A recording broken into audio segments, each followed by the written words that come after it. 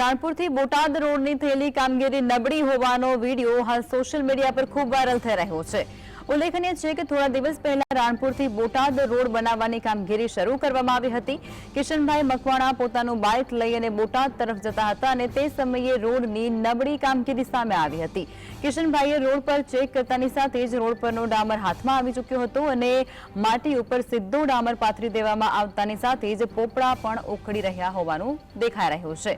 ત્યારે road બનાવનારા contractor અને agency વિરુદ્ધ કાર્યવાહી કરવા માટે કિશનભાઈ મકવાણા દ્વારા માંગ કરાઈ રહી છે। જો કે આ વાયરલ વિડીયોની પુષ્ટિ જીએસટીવી નથી કરતું। મારા એક અંગત કામથી જતો હતો અને રોડનું કામ ચાલુ હતું એટલે હું ત્યાં નીચે ઉતર્યો ને મેં જોયું તો મને એવું લાગ્યું કે રોડનું સાવ હલકી ગુણવત્તાનું કામ થાય છે।